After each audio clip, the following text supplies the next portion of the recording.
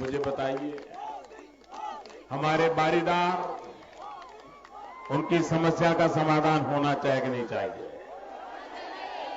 कोई बारीदार की सुनने को तैयार है क्या? बारीदार की समस्याओं को सुनने वाली कश्मीर में सरकार चाहिए कि नहीं चाहिए? भारतीय जनता पार्टी को पूर्ण बहुमत की सरकार बनाइए, बारीदार को कभी घर घर भटकना नहीं पड़ेगा, उसकी समस्याओं का समाधान की हम परमानेंट व्यवस्था कर देंगे। और इसलिए मैं आज आपके पास आया। तो बारीदारों का विषय मेरा सदा से ये मानना है, और ये थोड़ा सा लॉकडाउन का ये समय निकल जाए तो हम यूटी प्रशासन के साथ बैठ करके बात करेंगे कि सच मानिए तो वैष्णो देवी बोर्ड का ही पुनर्गठन होना चाहिए, क्योंकि ये पहला एक ऐसा बोर्ड है जहां पर के स्थानीय विधायक को भी सदस्य नहीं बनाया गया। हालांकि आपका सुकराला माता का बोर्ड है, वहां पर स्थानीय विधायक उसका मेंबर है, आपका शिवखोरी का बोर्ड है, वहां पर है। तो ये एक एनोमली रह गई है। किसी भी श्राइन बोर्ड में देश भर में, चाहे वो तिरुपति हो चाहे वो जगन्नाथपुरी हो, ऐसा नहीं होता, और वो रहे। और फॉर लेगेसी रीजंस बारीदारों का भी चुना हुआ एक प्रतिनिधि उसमें रहे। ये बात मैंने रखी है, आने वाले समय में इसको और बलपूर्वक रखेंगे।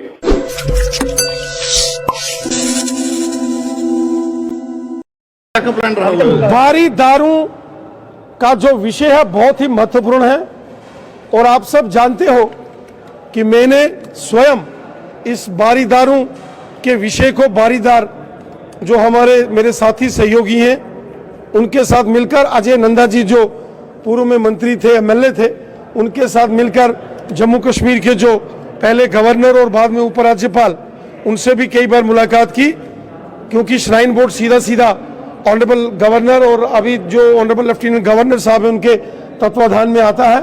हमारा पूरा प्रयास है कि बारीदारों की समस्याओं का समाधान अगले इलेक्शन में भी बारीदारों के वोट हटने जाएंगे। देखिए,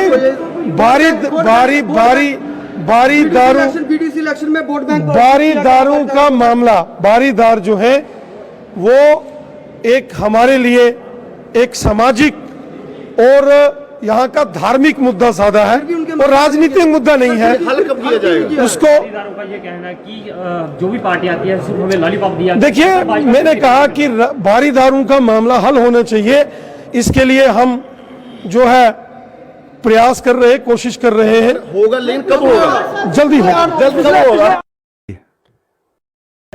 बारीदार कम्युनिटी पिछले 35 साल से अपने हकूक के लिए लड़ रही है।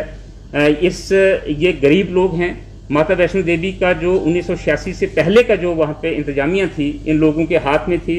इन्होंने सदियों से वहाँ पे बैठ करके इस माता वैष्णो देवी के जो जितना भी मैनेजमेंट थी उसको चलाया, लोगों को सहूलियत दी, लेकिन ओवरनाइट इनको वहाँ से निकाला गया, और जिसकी वजह से ये लोग आज तक 35 साल से अपना हक जो है वो लेने के लिए बहुत बार धरने, प्रदर्शन, कोर्ट का रास्ता, राजनीतिक पार्टियों के पास भी ये पहुंचे हैं।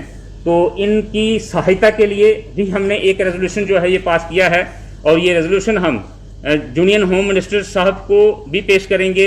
हमारे जो एलजी हैं महोदय जम्मू कश्मीर के, उनके समक्ष भी रखेंगे, क्योंकि वो श्री माता वैष्णो देवी श्राइन बोर्ड के चेयरपर्सन भी हैं, चेयरमैन हैं। तो ये उनके समक्ष भी रखेंगे, और हमारी जितने भी गवर्नमेंट है उसके समक्ष भी रखेंगे कि इन लोगों के साथ इंसाफ किया जाए। ये भी सभी हमारे जितने 14 मेंबर्स थे, चाहे वो किसी भी पार्टी से, किसी भी दल से, किसी राजनीतिक पृष्ठभूमि से ताल्लुक रखते थे, सभी की सहायता से बिल्कुल एक आवाज होकर के, कोई मतभेद नहीं था।